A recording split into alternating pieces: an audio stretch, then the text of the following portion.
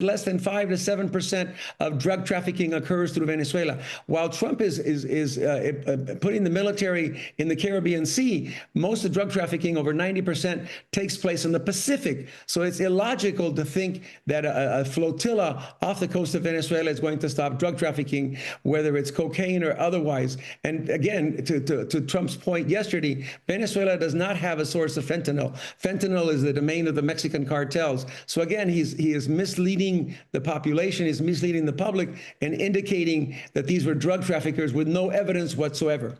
We have a very clear example of political theater, an attempt at provocation, an ongoing effort at regime change, and the strategy of trying to use the military to interdict drug trafficking, which has failed incredibly in Mexico, Colombia, everywhere else the U.S. has applied it. So if we look at this in the context of what's going on right now, underscoring most of it is an attempt at regime change, some tensions within the White House or within the administration between realists who want to actually engage with Venezuela and exchange oil, as we saw with the Chevron license, and others led by Marco Rubio, who are taking us back to the Cold War and violent regime change in Latin America. It also reminds me of Iraq, and again, the whole notion of weapons of mass destruction that weren't there. You create a war, you create a conflict in order to distract attention from what's happening in the U.S. So there is a national component, a U.S. component to this conflict. There's a Venezuelan component, but they dovetail nicely around the issue of the deportations